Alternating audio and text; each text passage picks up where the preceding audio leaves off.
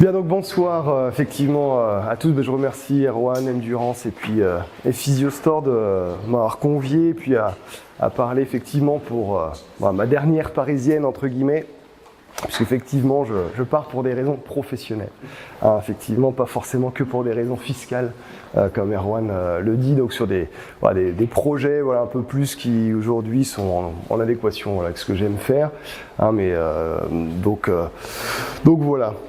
Donc aujourd'hui, on va parler effectivement un petit peu de l'EMG et surtout dans la pratique quotidienne, parce que sur l'EMG, c'est vrai que nous on s'en sert beaucoup. Donc moi j'ai une partie quand même un peu pratique, j'ai aussi une activité aussi sur de la recherche, donc on fera un peu le parallèle effectivement des deux.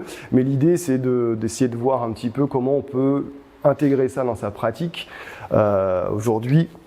Parce que ça commence à être un outil qui se démocratise en fait de plus en plus et qui vraiment peut être vraiment très utile à la fois pour vous et surtout la finalité pour le patient. Donc c'est ça qui va être vraiment intéressant. Donc on va illustrer sur deux pathologies qui sont, on va dire, assez récurrentes. On va avoir forcément le ligament croisé antérieur. En plus, on a une athlète avec nous. Et puis aussi, on va parler un peu des LMA. Sur les ischios, il y a très peu de choses sur l'EMG, même sur plein de choses sur les LMA au niveau, on va dire, de l'appareillage ou au niveau instrumental. Et en tout cas, sur l'EMG, ça va être vraiment aussi quelque chose qui va être très intéressant, surtout si vous avez des patients qui sont quand même assez sportifs. Donc on va vraiment s'articuler aussi autour de la recherche, autour de vrais patients. Et vous allez voir que l'activité musculaire, justement, on va essayer aussi de faire un point dessus, qu'il faut bien distinguer à la fois l'activation du muscle et la force musculaire que vous pouvez avoir, que des fois les deux peuvent être liés, mais des fois ça peut vraiment être complètement différent et qu'il faut essayer justement de ne pas passer à côté. Alors pourquoi effectivement utiliser l'EMG, comme je disais un peu en préambule, donc c'est une technique effectivement qui est un peu beaucoup utilisée, on va dire, en recherche, mais c'est vrai peu en thérapie quotidienne. Qui utilise l'EMG ici en pratique? Voilà, donc. J'utilise un petit peu. Voilà. Moi, je suis en parallèle, je suis prépa, je suis plutôt du côté prépa, mais ça m'intéresse aussi de prendre en charge aujourd'hui, après vous, ce genre de pathologie quand c'est... Ah ouais, il n'y a pas de... On aime tout le monde ici, il n'y a pas de problème. Non, mais il n'y a aucun souci. Effectivement, mais c'est aussi intéressant parce qu'on va voir justement sur les retours au sport. Je vous parlerai, nous, on a un projet sur l'activation musculaire post-croisée et on a malheureusement beaucoup de patients qui retournent au sport après justement croisé, 8 mois, 6 mois, et qui ont des perturbations de l'activité électrique, des fois avec un test de force qui est pas bon, donc là, ces fois, ça nous aide, mais des fois, le test de force est bon, l'activité électrique est perturbée et récidive, il peut y avoir. Donc ça peut être aussi un élément aujourd'hui d'évaluation et un élément aussi de pratique, puisque vous avez tous entendu parler du biofeedback ou autre, donc forcément, on va accentuer là-dessus. Donc, très intéressant, donc sur le LCA, c'est vrai qu'on en parle beaucoup. Bon, le LCA, c'est la pathologie dans le sport qui est la plus médiatisée, malheureusement, parce que il y a beaucoup d'indisponibilité, etc. Mais aujourd'hui, tout ce qu'on va dire, vous pouvez le décliner. On en parle aussi aujourd'hui de plus en plus de l'AMI sur la cheville, sur les entorses de cheville, des instabilités qui vont justement être un petit peu chroniques. Au niveau de l'épaule, c'est vrai qu'il n'y a pas grand-chose, mais on pourrait aussi, pourquoi pas, l'utiliser. Bref, qu'importe la partie du corps, si on comprend un petit peu les concepts, effectivement, on peut l'appliquer correctement. Alors, justement, sur la blessure du LCA, donc on a en plus la chance d'avoir encore une athlète avec nous, pour nous en parler, mais c'est vrai que c'est quand même très fréquent, et aujourd'hui, on sait, il y a un risque d'arthrose qui est par exemple très important post-blessure. Bon, on va pas forcément s'étendre là-dessus, mais ce risque d'arthrose, souvent, il est mêlé à la force musculaire, mais pourquoi pas aujourd'hui aussi avec des perturbations, on va voir, d'activité musculaire. On parlait du retour au sport, mais c'est pareil, il y a beaucoup de gens qui reprennent la course avec des perturbations d'activité musculaire. Donc est-ce qu'il y a des douleurs qui peuvent effectivement arriver? Est-ce qu'il peut y avoir aussi des problèmes au niveau articulaire? Aujourd'hui, on a beaucoup de questions par rapport en fait à ça. Pourquoi? Parce que le MG, c'était beaucoup utilisé en recherche, mais plutôt dans l'ingénierie, et moins en pratique. Donc aujourd'hui, ça commence à arriver, et tant mieux pour nous, puisqu'on espère surtout, c'est qu'il y aura une déclinaison pratique par rapport à ça, une pratique clinique, pour pouvoir optimiser effectivement les soins des patients. Alors l'objectif clé, alors souvent on parle d'un aspect quantitatif, si on reste que là-dessus, pas sur le qualitatif, 90%, ça c'est vrai que souvent c'est pour la force musculaire. Aujourd'hui en termes d'activité, on ne sait pas forcément très bien c'est quoi le bon ratio qu'il faut avoir. Voilà. Donc moi je suis honnête avec vous, on ne sait pas si aujourd'hui avoir 75, 70, 100% finalement d'activité, bon 100% c'est bien, mais on ne sait pas à partir de quand finalement on a un bon ratio ou pas entre un muscle ou non. Voilà. On verra, le ratio il dépend de votre individu, il dépend aussi du sexe, féminin, masculin, donc c'est pour ça que c'est important d'évaluer et surtout avec vos propres patients. On ne va pas pouvoir se fier à des normes vraiment bien cadrées comme on peut avoir des fois sur la force musculaire, où vous allez avoir effectivement des normes. Aujourd'hui, vous avez des sites justement qui sont assez intéressants. Vous pouvez regarder en fonction du genre, du sport, de l'âge, etc. Et vous aurez une catégorie de force. Sur l'activation musculaire, c'est un peu plus des fois compliqué que ça. Sur les lésions musculaires, donc pareil, donc on fait bref introduction, mais surtout le gros problème que l'on va avoir avec nos patients, souvent c'est la récidive sur les LMA. Et cette récidive, malheureusement, elle arrive en dépit du fait que les rééducations, des fois, se passent très très bien. Voilà. Et donc pareil, on a ce phénomène d'inhibition musculaire qui peut se faire. C'est vrai que l'AMI aujourd'hui, c'est tout ce qu'on disait avant, inhibition, sidération, tous ces mots là qui tournent autour. Et on trouve un mot scientifique aujourd'hui pour pouvoir bien cadrer effectivement la chose. Mais au final, tout ce que vous pouvez aujourd'hui avoir avec une diminution de l'activité musculaire, en fait, pourrait être appelé inhibition, AMI, ce que vous voulez, mais en tout cas dans chaque blessure vous allez retrouver ça. C'est classique, vous vous blessez, il y a un traumatisme, il y a un mécanisme de protection qui va se mettre en place, donc le mécanisme de protection ça va être justement de diminuer l'activation musculaire. Le problème c'est justement quand cette activation musculaire n'est pas retrouvée. Donc on peut avoir deux cas de figure, surtout sur les LMA dischiaux, soit on peut avoir une baisse effectivement de l'activation, ce qui va être un petit peu embêtant, et quand vous mêlez les deux, par exemple croisé et LMA, on voit que sur le croisé, quand vous avez un DIDT, par exemple, l'activation du biceps femoral est beaucoup plus important, et on sait que par exemple le biceps femoral, c'est justement le muscle où vous aurez le plus généralement de lésions musculaires. Donc vous voyez, il faut aussi se protéger de ça. Alors, les points de vigilance sur l'EMG. Donc là, je vous ai mis une petite photo, mais vous avez des recommandations et justement sur l'application sur Endurance, on verra ça effectivement en pratique tout à l'heure. C'est assez bien fait, parce que vous avez des recommandations qui s'appellent donc la CENIAM. Et donc avec le placement des électrodes. On va voir, effectivement, le placement des électrodes est très important pour éviter d'avoir des erreurs effectivement de signal. La variabilité individuelle, on en a parlé. Et bien sûr, l'analyse dynamique, il y a des limites effectivement méthodologiques, notamment en relation entre la force et la vitesse. Et surtout, le MG, quand vous êtes à des vitesses très rapides, des fois, c'est quand même assez limite. Voilà. Donc, il faut aussi faire attention, même sur beaucoup d'activités, par exemple quand vous allez faire un CMJ, quand vous allez faire de la course, et surtout quand vous allez faire du sprint, bien évidemment, parce que vous pouvez avoir des mesures qui ne sont pas malheureusement très, très fiables. Donc, pareil, il faut savoir évaluer, qu'est-ce qu'on évalue, et là où les mesures peuvent être à peu près le plus fiable possible. Vous doutez bien, quand vous allez sprinter, quand vous allez courir, malheureusement, beaucoup de vélocité, les appareils vont bouger, etc. Pareil, au niveau justement des erreurs de signal, on verra, mais en fonction aussi de la pilosité, en fonction de l'épaisseur de la peau, en fonction de la sudation, voilà. Beaucoup d'éléments peuvent être perturbés sur le MG. Ça ne veut pas forcément dire que la mesure est mauvaise, mais il faut toujours effectivement voir avec des pincettes. Souvent, moi, ce que je dis quand vous faites une évaluation, c'est valable pour beaucoup de pathologies, c'est qu'on va prendre finalement en fait la meilleure photo possible à l'instant T possible. Donc c'est pour ça que la nécessité d'évaluer justement régulièrement, on va voir à la fois l'aspect de l'activation électrique, mais aussi l'aspect clinique. C'est-à-dire que c'est pas forcément qu'avec un EMG qu'on va pouvoir dire tiens, il reprend le sport dans telles conditions, etc. Vos évaluations cliniques, elles restent effectivement telles qu'elles sont aujourd'hui, c'est-à-dire très pertinentes. Là, c'est juste une évaluation supplémentaire que l'on peut mettre en place, justement, peut-être pour dépister certaines choses que nous, on ne peut pas forcément dépister. Je veux dire, le nombre de patients, moi j'ai la chance d'évaluer tous les croisés, par exemple, opérés dans une clinique là dans le Val d'Oise, à 3 mois ou 4 mois qui sont prêts à recourir, qui ont une bonne force, etc. Et on voit qu'ils n'ont pas une activité musculaire. Aujourd'hui, c'est aussi quel est le message que l'on peut renvoyer à ces patients-là. Parce que forcément, On ne sait pas encore, mais est-ce que ça va occasionner des douleurs? Est-ce que ça va occasionner des perturbations du schéma de course? Ça oui, on le sait, je vous montrerai 2-3 vidéos tout à l'heure. Mais en tout cas, il y a encore beaucoup de choses à explorer. Alors, bien faire la différence, que je vous disais, hein, c'est entre la force et l'activation. Vous pouvez très bien avoir des gens qui ont une très bonne force sur votre bilan et vous allez avoir une activation potentielle qui ne va pas forcément être terrible. Donc du coup, c'est la nécessité, je vous dis, de pouvoir coupler les deux.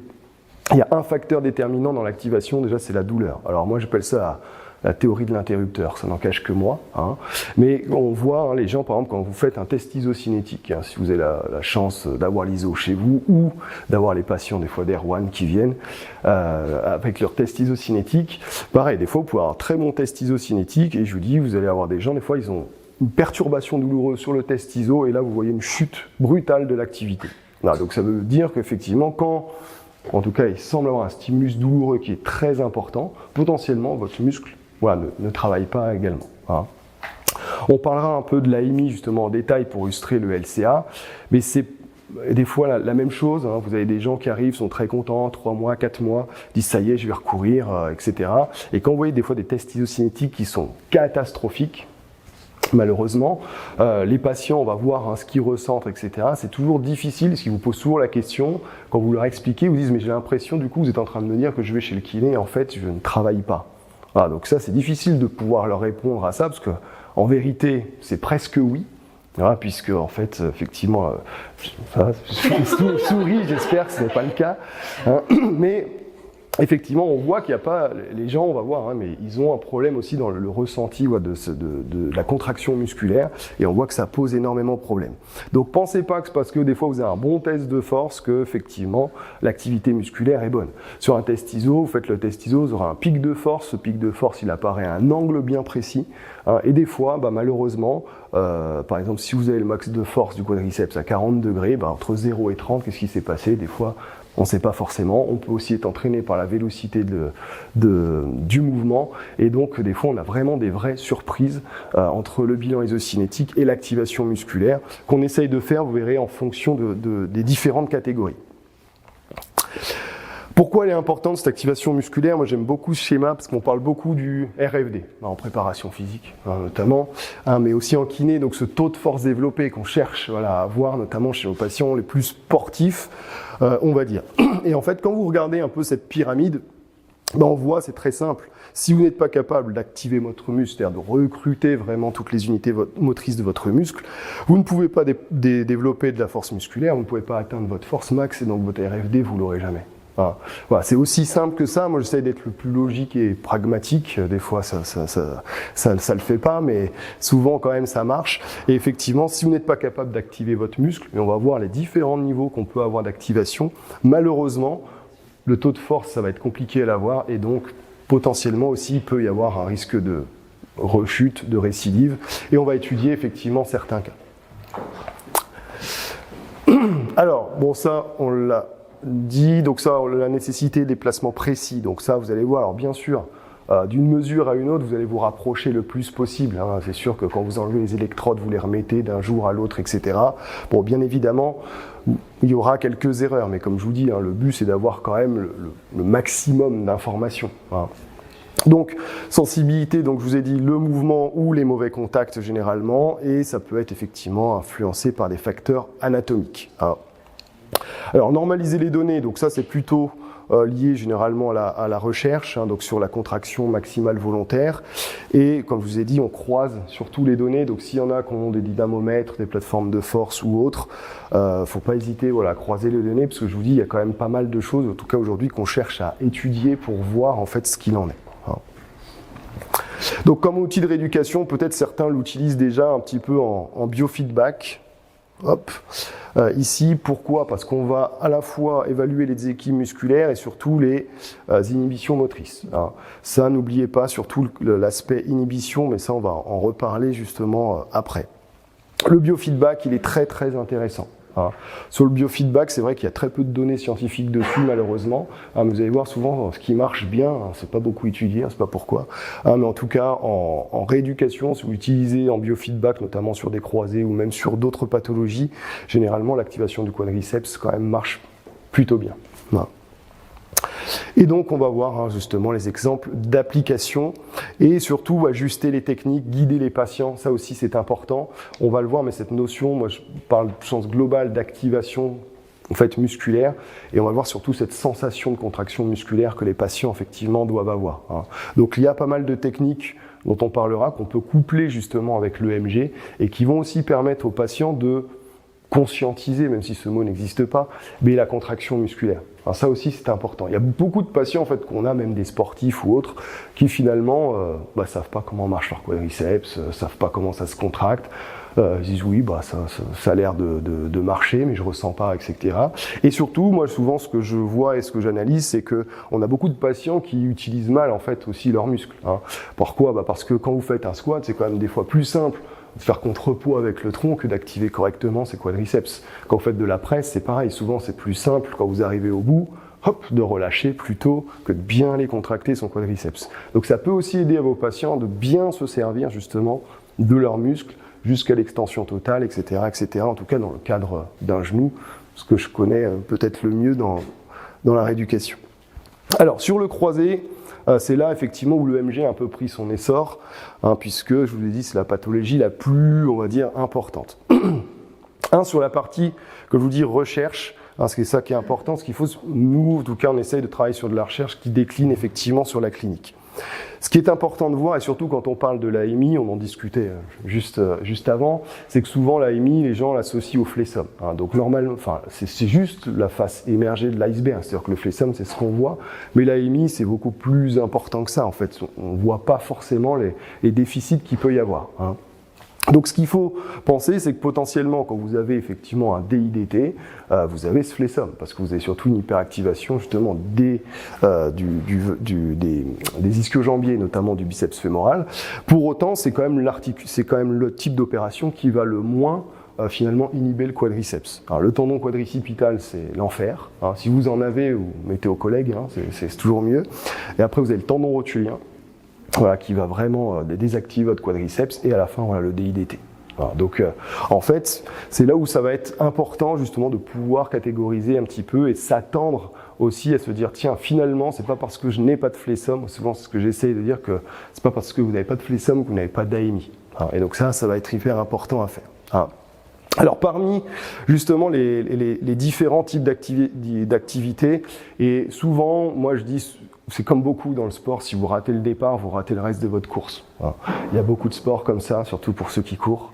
Donc, il faut vraiment bien cibler ça. Pourquoi est-ce que l'AMI, vous en avez qui persiste, comme je dis, à 3 mois, à 6 mois, à 8 mois, et moi j'ai déjà vu des patients, même à 1 an et demi, qui avaient toujours ce problème-là, avec des douleurs fémoro-patellaires qui viennent se greffer dessus. Et vous savez aussi que dans le syndrome fémoro-patellaire, vous pouvez avoir aussi des phénomènes d'inhibition musculaire.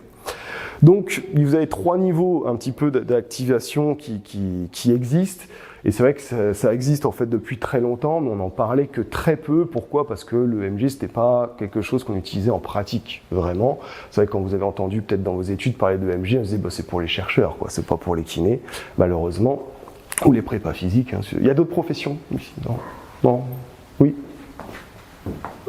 Podologue, ou pour les podologues. Donc, effectivement, aujourd'hui vous avez vu, il y a beaucoup de professions différentes, donc on peut l'utiliser effectivement à bon escient.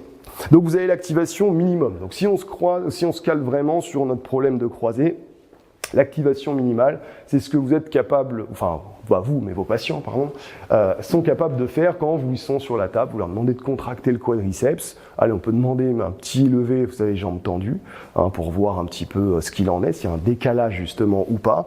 Et donc ça, c'est juste l'activité minimale. Capacité de contracter son quadriceps à la demande. En gros, c'est un peu ça. L'activation adéquate, celle-là, elle est assez intéressante justement pour le retour à la fonction et le retour au sport. Et c'est celle-là, des fois, qui, justement, on va voir par rapport à des patients, qui peut gêner. L'activation adéquate, c'est votre capacité d'activer votre muscle en fonction de la tâche que vous allez demander. Combien de patients vous avez vu sur table ? Ils tendent, tout va bien, ils se mettent debout et hop, ils remarchent en flessum. Et on se dit, mais tiens, c'est pas possible, il tend, pourquoi il marche comme ça ? Parce que justement, il n'est pas capable d'activer son muscle par rapport à la tâche que vous demandez. Donc ça va être important de pouvoir, parce qu'on va voir qu'on a dit c'est assez variable aussi en fonction des individus, mais en fonction des tâches. Vous avez des gens qui peuvent très bien activer leur quadriceps sur la table. Quand ils font un leg extension, par contre, quand ils font de la presse, quand ils vont faire un squat, et on va voir aussi, hein, et là où c'est le plus ennuyeux, c'est quand il y aura de la vitesse, mais comme je l'ai dit, la vitesse en EMG, c'est toujours un peu compliqué de bien aller la capter. En tout cas, il y aura des perturbations effectivement d'activité. Enfin, qui dit perturbation d'activité peut effectivement aussi créer des compensations, et tout ce qui s'ensuit, compensation, blessure, etc. etc. Voilà. Donc l'activation adéquate, très intéressante, et surtout après l'activation rapide, donc il va être lié finalement au développement de votre force, au RFD. Voilà. Donc c'est pour ça que quand on parle d'activation, d'AMI, etc., mais en fait souvent on dit c'est les phases précoces de la rééducation, après une opération, après une blessure. En fait non, il faut y penser tout au long de votre rééducation. Voilà. Alors il ne faut pas non plus être qu'obsédé par ça en disant dès qu'il y a un petit truc, oh là là, il y a eu une AMI, etc. Mais il faut effectivement y penser. Hein. Par exemple, quand vous avez des retours des fois à la course, hein, ça peut se faire.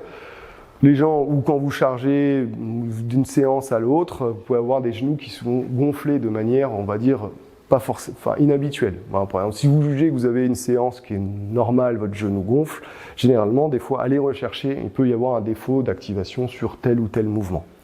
C'est pour ça que sur les phases, là, on avait réfléchi sur tous les indicateurs un peu du renforcement musculaire.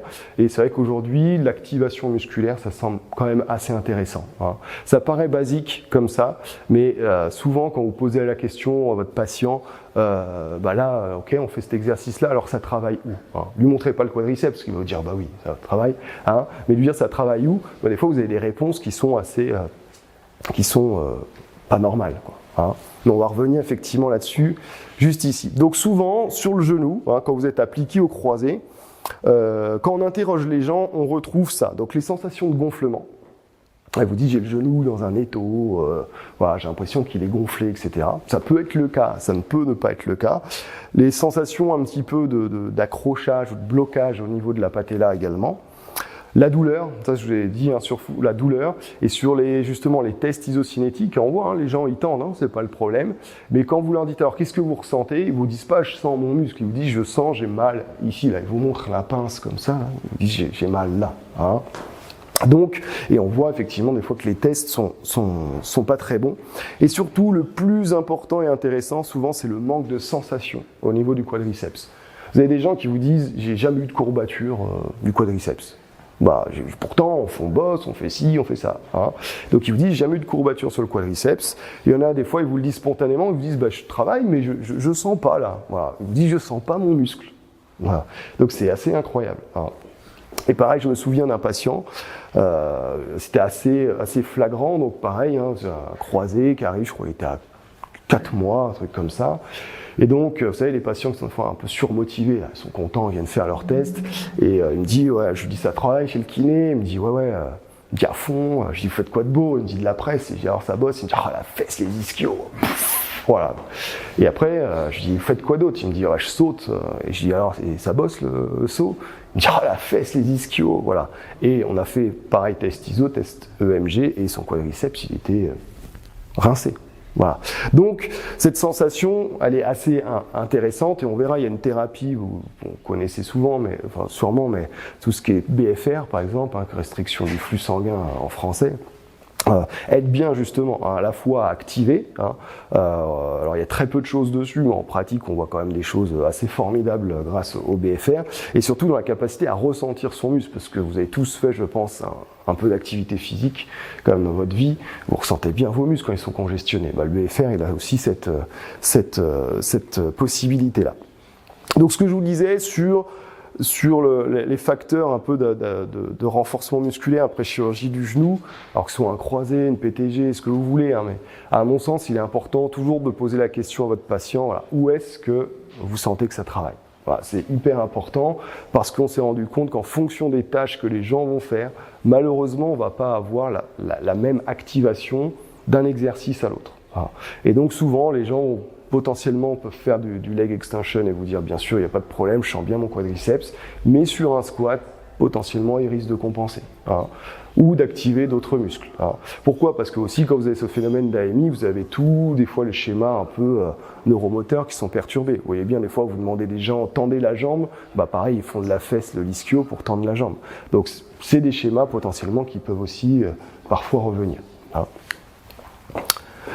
Donc ici, par exemple, à 1 mois, donc bon, là, c'est assez classique. Donc là, vous verrez tout à l'heure quand on fera la démonstration, il y a potentiellement voilà, le compte-rendu que l'on va avoir qui est assez, on va dire, pratique, clinique, à la fois pour vous et aussi pour vos patients. Hein, pour bien leur expliquer, effectivement, bon, quand vous voyez 25% de symétrie, c'est toujours un peu embêtant d'expliquer ça, hein, pour pas qu'il y ait aussi de démotivation.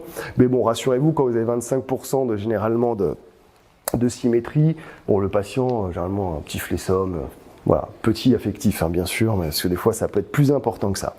Donc, moi, ce que j'aime bien, ce qui est parlant, bon, vous avez effectivement à ce degré d'asymétrie. Là, vous voyez, entre le vaste médial droit et gauche, bon, vous voyez qu'effectivement, là, il y a un petit problème.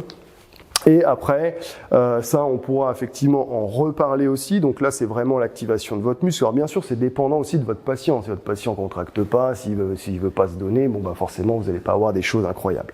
Ce qui est important, quand on fait effectivement ce test à l'EMG, c'est bien sûr de voir les asymétries, mais des fois de voir le comportement du muscle. Ça, c'est important. Pourquoi ? Parce que des fois, chez les croisés, si vous regardez que le pic, on peut arriver, quand vous leur dites contracter le plus fort, le plus vite possible. Vous allez voir un pic, par contre, ça s'écroule tout de suite derrière. Hein. Et pour autant, sur le membre sain, vous êtes capable d'avoir le pic et de maintenir quelque peu ce pic pendant quelques secondes ou millisecondes. Hein. Donc, c'est comme un petit peu sur les bilans musculaires, isocinétiques ou isométriques, dynamométriques. Hein. Aujourd'hui, maintenant, vous avez toutes les plateformes où vous pouvez analyser, quelles qu'elles soient. Donc, toujours la quantité, mais toujours aussi la qualité. Hein. Parce que vous pouvez très bien, et c'est pour ça ici qu'on a des moyennes qui sont intéressantes, parce que si, des fois, vous pouvez analyser le max en disant, tiens, j'analyse le max comme on peut faire sur un test isocinétique, et potentiellement, on peut avoir un max qui, effectivement, se rapproche, mais on a du mal à garder l'amplitude du mouvement. Hein.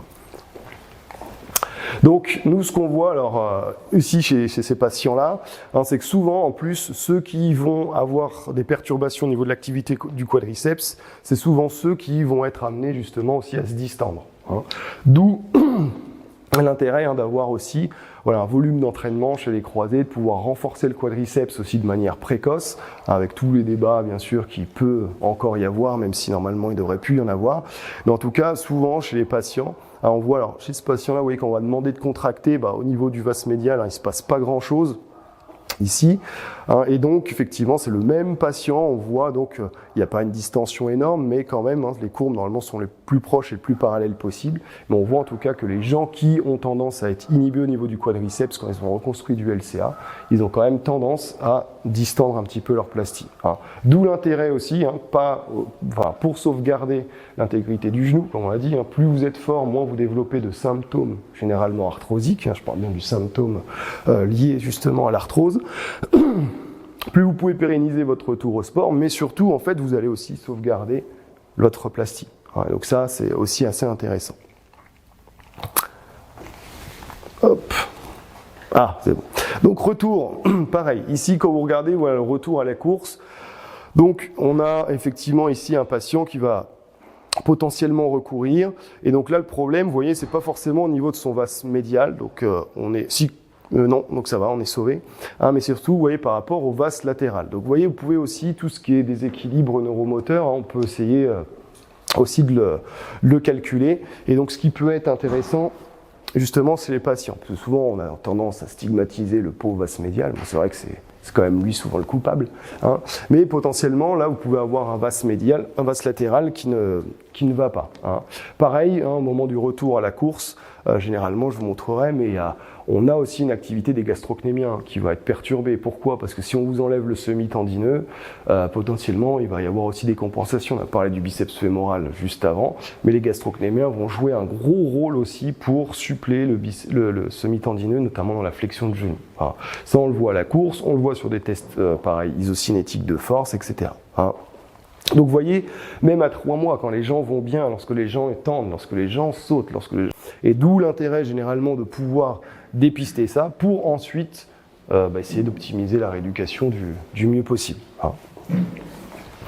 Donc là pareil, hein, je vous montre sur le retour à la course, vous avez une patiente qui effectivement, vous voyez, test de force impeccable. Hein.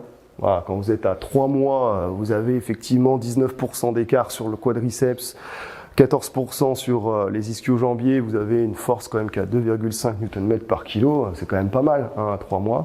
Pour autant, vous voyez, quand vous allez regarder à l'EMG, donc moi souvent je teste déjà en fait juste l'activation minimale, est-ce qu'elle est capable de recruter vite et fort en fait son quadriceps, et là donc vous avez effectivement une catastrophe. Tout simplement. Et pourtant, et pareil, alors je vous ai pas mis, mais on a les vidéos, et pareil, quand vous voyez la vidéo, donc ça veut bien dire ce que ça veut dire aussi, alors avec tout ce que ça induit sur le croisé, où aujourd'hui on n'a pas vraiment des critères de course qui sont vraiment bien établis, bien validés, etc. On a juste une vue d'ensemble de la littérature, ce qui montre qu'il manque encore beaucoup de choses. Comme je dis souvent, on est capable de montrer qu'un cerveau d'un croisé ne fonctionne pas pareil qu'un cerveau de quelqu'un de sain, mais on ne sait toujours pas comment les gens effectivement peuvent revenir à la course. Donc ce qui est toujours un petit peu ennuyeux, parce que nous, on aurait plus besoin de ça, au final. Donc vous avez des gens qui sont capables de courir, vous avez des gens qui développent de la force, et pour autant, c'est des gens, quand vous leur demandez d'activer leur quadriceps, ça, c'est pas ce qu'il y a de mieux. Et à la course, il y en a quand même pas mal. Nous, de ce qu'on a évalué, là, on en a à peu près entre 150 et 200, je crois. Et donc, effectivement, on a quand même des grosses surprises sur des gens qui courent, qui ont repris la course, qui font pas du running, etc., mais qui ont repris la course avec des déficits, effectivement, d'activation. Donc après, avec tout ce que ça induit, donc nous, c'est ça, on est en train de regarder donc à 3 mois et 6 mois, parce que comme je vous dis, on parle souvent de la phase, effectivement, précoce, sur cette fameuse AMI, mais comme je vous dis, elle peut persister, on peut passer à côté. Je pense qu'on est même passé à côté pendant des années, malheureusement. Mais aujourd'hui, peut-être qu'on a des moyens justement de pouvoir un petit peu objectiver ça et de pouvoir dire tiens, peut-être qu'il y a un truc qui va pas, et donc peut-être retravailler justement sur la nécessité d'activation musculaire. Donc là, par exemple, ici, vous voyez par exemple, sur cette image-là, donc vous voyez bien qu'ici sur l'activité, là on est plutôt sur l'activité adéquate, c'est-à-dire est-ce que mon quadriceps est capable de se contracter et de faire justement aussi son rôle d'amorti, puisque quand vous allez courir, le but c'est ça, c'est d'avoir un genou qui fasse le ressort, absorber, restituer l'énergie. Le gros problème sur la vidéo de gauche, je vais vous la remettre, le patient n'est pas capable de effectivement le faire correctement. Donc on a parlé effectivement de l'activation, est-ce que mon muscle est capable de se contracter ou pas, et après on va parler aussi d'activation en fonction de la contraction musculaire, du type de contraction. Est-ce que je suis capable de le faire en isométrique, en concentrique, en excentrique, dans tous les modes effectivement de contraction. Ce qu'on verra, beaucoup plus flagrant effectivement sur les LMA, des fois où on va aller chercher justement le concentrique, l'excentrique, l'isométrique, etc. C'est vrai que souvent sur le retour au sport, des fois post-croisé, on a tendance à faire un peu tout ensemble sans forcément s'en soucier. Mais on voit justement que là où il y a les plus grosses perturbations justement d'activation musculaire du quadriceps, c'est sur les exercices de décélération. Voilà, ça c'est ce que l'on voit. Le croisé par excellence, on est en train aussi de travailler là-dessus. Ils ont du mal à gérer la vitesse excentrique.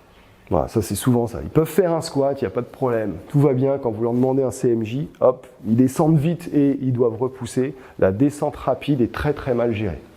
Et donc là pareil, il y a des compensations énormes qui vont se créer, sauf que là ça engendre un gros problème, puisque généralement la blessure du LCA se fait sur un mécanisme de décélération. Donc si vous n'êtes pas capable de décélérer et d'activer correctement votre quadriceps quand vous décélérez, potentiellement c'est aussi aller vers la récidive. Je ne dis pas qu'ils vont récidiver, mais c'est en tout cas avoir un peu plus de facteurs. Bonjour monsieur, vous prenez place.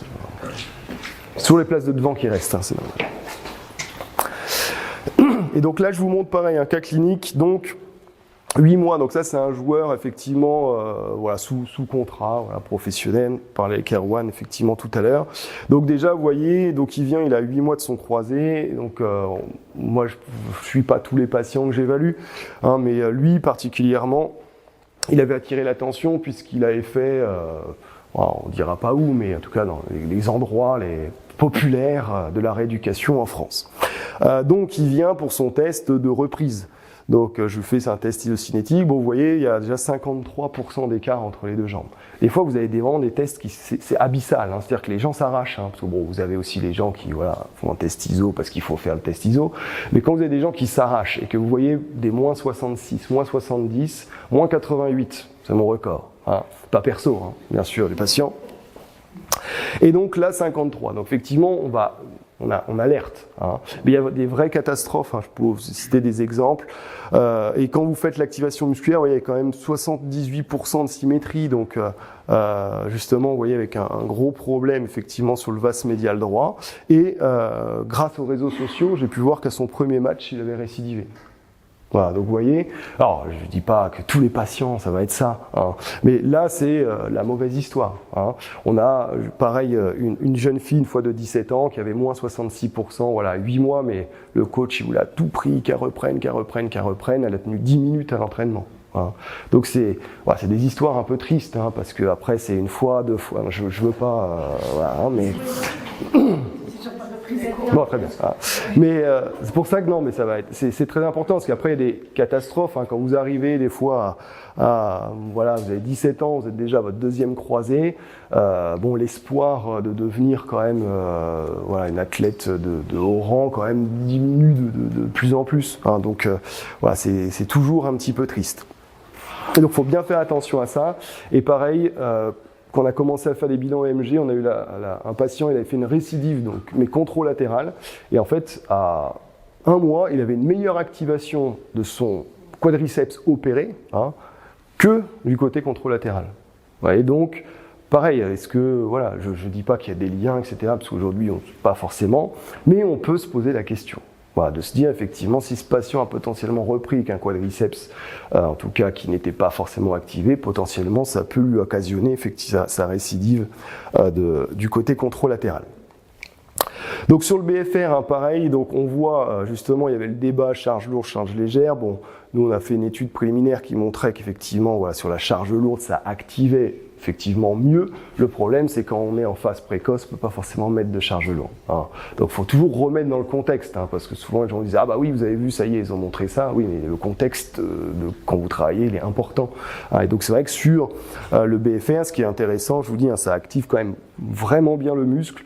Je ne sais pas si vous en faites effectivement dans vos cabinets ou institutions, parce que je ne sais pas où vous travaillez tous, mais en tout cas, vraiment sur beaucoup de choses, vous activez le muscle, vous pouvez gagner 20-30% de force en 1 mois, 6 semaines, voire même des fois moins. Hein, donc on gagne pas vraiment de la force, mais vous activez mieux le quadriceps. Hein. Et donc les gens sont souvent surpris parce que quand vous activez, vous allez travailler sur l'activation musculaire du muscle. Alors moi souvent je préviens, je leur dis on va pas forcément mettre de la grosse charge, on va pas forcément vous violenter. Hein, donc je me souviens d'une jeune fille qui était au GIPN, pareil. 1 an et demi après, elle avait des douleurs. Et effectivement, tous les moyens que vous connaissez, l'imagerie motrice, le biofeedback, le BFR, tout ça couplé ensemble, vous allez arriver à activer beaucoup mieux le muscle sans pour autant des fois mettre trop de charges qui des fois peuvent être contraignantes pour le muscle. Hein. Donc pareil ici, on en a parlé, donc sur des variations que vous pouvez avoir, en tout cas sur le pic de force. Hein, pensez justement quand vous êtes dans le cadre du croisé, ça peut être bien d'aller regarder l'hyperactivation du biceps fémoral quand vous avez un DIDT, ça allait vraiment, toutes les études le montrent. Hein, on vous prélève le semi-tendineux, malheureusement vous allez avoir le biceps fémoral qui va être vraiment hyper activé, quelle que soit finalement la période de la rééducation, et les gastrocnémiens aussi. Alors, est-ce qu'il y a un lien aussi, parce que souvent les patients vous disent, bah oui, j'ai une sorte de douleur au niveau du gastrocnémien, ils vous le montrent, une sorte de contracture, potentiellement, qui aurait voilà, un lien. On n'en sait rien aujourd'hui, hein, je vous dis, c'est assez jeune en tout cas, le MG sur la pratique clinique, on en a beaucoup sur la recherche, mais moins là-dessus. Alors sur les LMA, donc là c'est vrai que les LMA, on en parle beaucoup, mais il y a rarement beaucoup de données dessus. Hein. Donc nous, ce qu'on avait effectivement fait, c'est que déjà on avait essayé de voir ce qui se passait, est-ce qu'il y avait des différences d'activation entre les médiaux et les latéraux. Donc la réponse était non, voilà, il n'y avait pas forcément de problème. Donc chez les gens sains, bien évidemment, parce qu'on va déjà aller regarder effectivement ce qui se passe chez les gens. Donc déjà si les gens sains, il n'y a pas de problème on va dire de ratio entre les deux, potentiellement, donc quand vous aurez une lésion musculaire, il se peut qu'il y ait un déséquilibre. Hein, donc ça peut aussi être intéressant. Et aussi en fonction du type de lésion que vous allez avoir, soit au sprint, soit en overstretch, ça peut forcément jouer en fonction aussi des chefs musculaires que vous allez toucher. Hein. Donc ici, ce que l'on sait, c'est que de toute façon, rien ne vaudra le sprint. Mais je vous ai dit, le sprint, c'est hyper compliqué de pouvoir analyser correctement le sprint. J'ai essayé d'avoir des analyses de sprint, mais je n'en ai pas eu. Donc apparemment, les clubs les gardent pour eux. C'est dommage. Hein. Mais ça pourrait être intéressant de voir effectivement ce qu'il en est. Donc, on sait, voilà, le sprint, c'est le top 1. Après, vous avez effectivement le nordique. Et nous, on a vu l'ISO à haute vitesse. Bon, c'est pas ce qu'il y a de mieux non plus pour aller activer ces ischios. En tout cas, quand vous êtes assis. On a essayé de reproduire ce qu'il y avait de plus dans les cabinets. Alors, les récidives, justement, c'est ça qui va nous intéresser. Donc, sur récidive, là, vous avez, par exemple, Steve, si vous voulez discuter avec lui aussi après, il a énormément de LMA, énormément de récidives. Et justement, sur l'EMG, c'est quand même assez intéressant. Donc là, c'était un joueur de foot pro hein, qui avait fait 3 récidives, c'est ça, Steve hein, voilà, 3 récidives. Hein, donc, et c'est vrai qu'il y a beaucoup de cas comme ça. Et en fait, qu'est-ce que l'on voit ? Il y a une diminution tout simplement de l'activation musculaire. Donc quand vous reprenez effectivement encore une fois, le sport, la compétition, on a dit souvent sur le sprint hein, qu'il y a des contraintes qui sont énormes. Alors si on se fie uniquement sur les ischio-jambiers, hein, après on ne va pas forcément se fier aussi au placement du bassin, etc. Mais déjà, si vous reprenez et que vous n'avez pas l'activation musculaire nécessaire, ça paraît quand même compliqué d'être performant, hein, dans tout le sens large, effectivement, que ce mot peut avoir. Donc là, potentiellement, vous voyez effectivement sur voilà, ce patient, donc vous avez les petits codes couleurs, un biceps fémoral gauche, semi-tendineux effectivement gauche, vous voyez qu'effectivement à gauche, ça ne fait pas la panacée. Hein.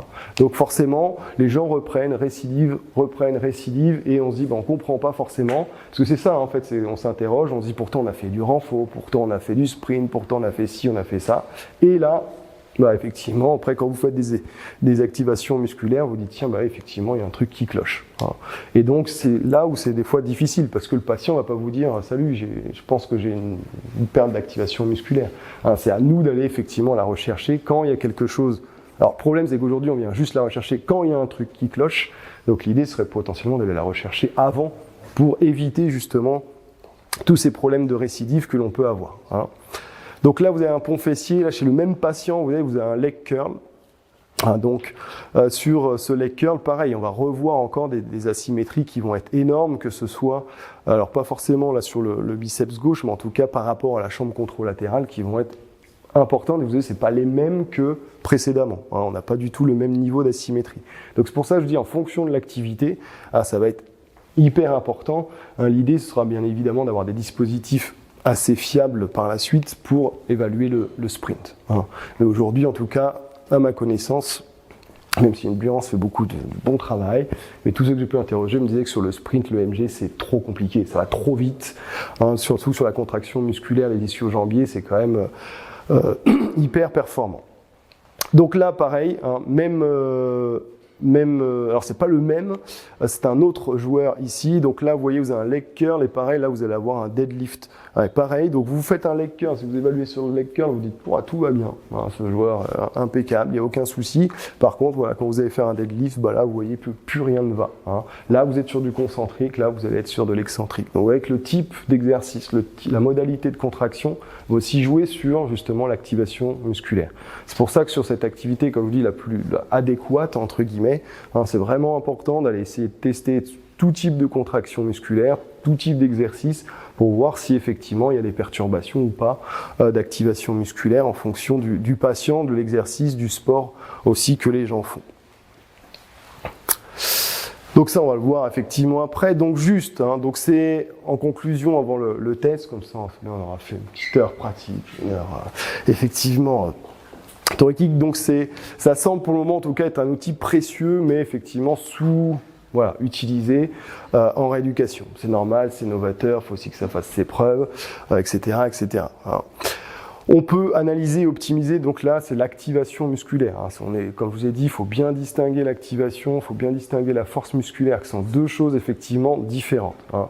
Bien coupler effectivement l'aspect activation, l'aspect sensation de contraction, et aussi, bien sûr, après, hein, la finalité sera la force musculaire, mais vous dites pas que c'est parce que les gens présente une bonne force musculaire symétrique et qualitative que le muscle est forcément bien activé. Donc bien sûr, on croise avec d'autres outils, hein, ça c'est important, et donc bien évidemment, j'ai essayé en tout cas de vous démontrer que ça pouvait améliorer la prise en charge en tout cas des patients, et notamment dans le phénomène de récidive, qui est très important. On a étudié là 2 pathologies sur en tout cas le LCA et les LMA, où les gens souffrent énormément de récidive, et tout ce que ça peut inclure bien évidemment derrière entre l'arrêt de la pratique sportive, la sédentarité, etc. etc. Hein. Et bien évidemment, le suivi précis permet d'optimiser donc la récupération, prévenir les récidives. Donc l'idée, comme je vous ai dit, c'est d'évaluer quand même le plus possible en fonction des patients. Alors pas tous les jours, mais généralement sur le croisé, par exemple, on met tous les 6 semaines, c'est déjà pas mal. Sur les LMA, souvent on dit toutes les semaines, c'est quand même bien de pouvoir évaluer, parce que c'est une pathologie qui évolue logiquement plus vite, mais avec aussi plus vite, des fois trop vite, puisqu'on voit effectivement toutes ces notions de perturbation.